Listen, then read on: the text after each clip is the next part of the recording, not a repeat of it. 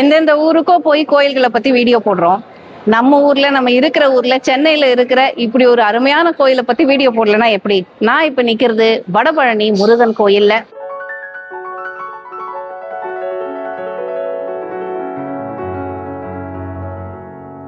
மூணு சித்தர்களால ஒருத்தரால கண்டுபிடிக்கப்பட்டு நிர்ணயம் செய்யப்பட்டு இன்னொருத்தர் அதை கட்டி இன்னொருத்தர் அதை பெருசு பண்ண வரலாறு இந்த வடபழனி முருகன் கோயிலுக்கு இருக்கு.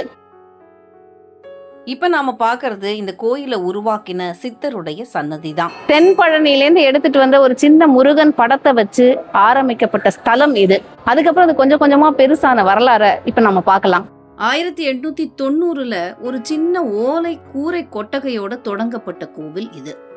இன்னைக்கு வருஷத்துக்கு 7000 தம்பதிகளுக்கும் மேல இந்த கோவில்ல திருமணம் செஞ்சுக்கிறதா புள்ளி விவரங்கள் சொல்லுது.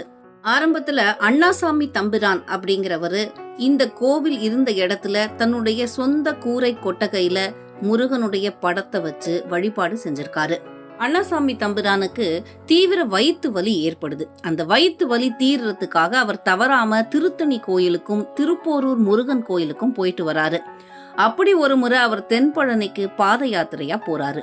அப்படி போற அண்ணாசாமி தம்பிரான் கிட்ட ஒரு சாது, நீ இருக்கிற இடத்துல தென்பழனி முருகனுடைய படத்தை வச்சு வழிபாடு செய்யன்னு சொல்றாரு.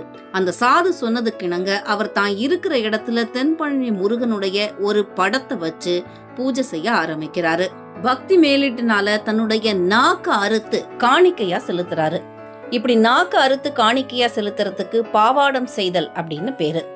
இதுக்கப்புறம் அவருடைய வயிற்று வலி தீர்ந்தது மட்டும் இல்ல, அவர் சொல்ற வாக்கு அருள் வாக்கு ஆகி மக்களுக்கு அது பலிக்க ஆரம்பிச்சது. தங்களோட நோய் தீரணும், வேலை வாய்ப்பு கிடைக்கணும், திருமணம் நடக்கணும்னு மக்கள் தங்களுடைய அன்றாட பிரச்சனைகளுக்காக இவரை நாடி வர ஆரம்பிச்சாங்க. இவருக்கு அப்புறம் இவருடைய சிஷ்யர் ரத்னசாமி தம்பிரான் 1865 இந்த கோயிலை நிர்வாகம் பண்ணிட்டு வராரு. அவருடைய கனவுல அண்ணாசாமி தம்பிரான் தோன்றி நீயும் பாவாடம் தரிச்சுக்கணும்னு சொல்றாரு. ரத்னசாமி தம்பிரானும் தன்னுடைய நாக்க காணிக்கையா செலுத்தி அதுக்கப்புறம் மக்களுக்கு அருள்வாக்கு சொல்ற சக்தியையும் பெறாரு. இன்னைக்கு இந்த கோயில்ல இருக்கிற கர்ப்ப கிரகம், உட்பிரகாரம், இப்ப நாம பாத்துக்கிட்டு இருக்கிற இந்த கருங்கல் மண்டபம், இது எல்லாமே ரத்னசாமி தம்பிரானுக்கு அப்புறம் அவருடைய சிஷ்யர் பாக்யலிங்க தம்பிரானுடைய காலத்துல கட்டப்பட்டன.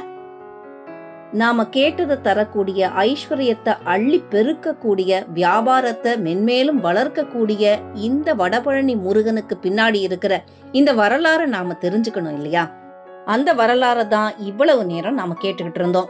கலியுக வரதனா பழனி முருகன் மாதிரி நின்ற கோலத்துல காட்சி தர இந்த வடபழனி முருகன் இந்த கோயில்ல பாதரட்சையோட காட்சி தரார். அதாவது அவர் கால்கள்ல பாதணிகளோட நின்னுகிட்டு இருக்காரு.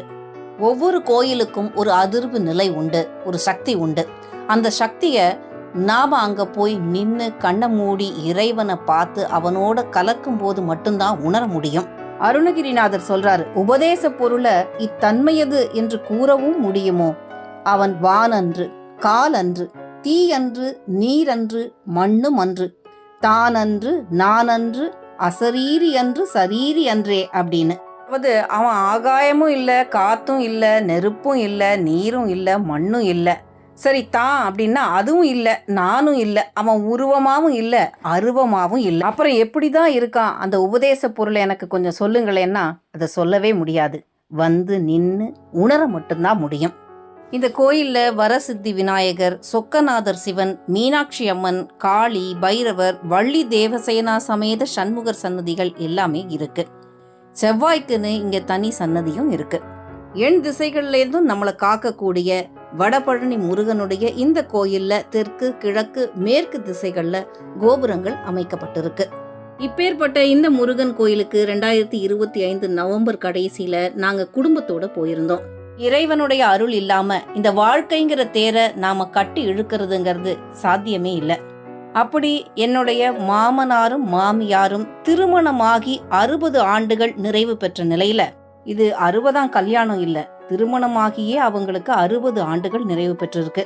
மகள்கள், மருமகன்கள், மகன், மருமகள், பேரன், பேத்தி, கொள்ளு பேரன், கொள்ளு பேத்தி என பல தலைமுறைகளை பார்க்கக்கூடிய, வாழையடி வாழையாய் தழைக்கக்கூடிய இந்த வாழ்க்கையை நமக்கு அருளிய அந்த இறைவனுக்கு நாம் என்னதான் சொல்லி நன்றி செலுத்தினாலும் அது அவனுடைய அருளுக்கு ஈடாக போவதில்லை.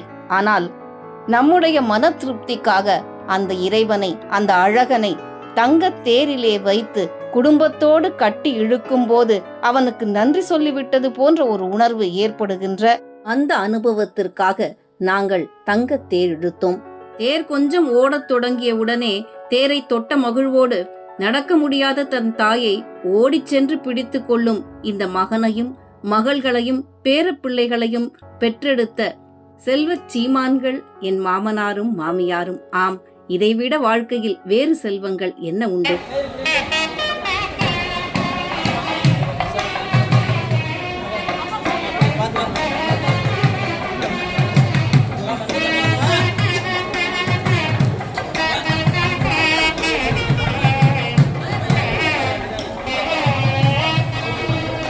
பிள்ளைகள் நம்மை தாங்கும் விழுதுகளாக இருக்கும்போது இறைவன் சந்நிதியில் நன்றி சொல்வதுதானே முறை.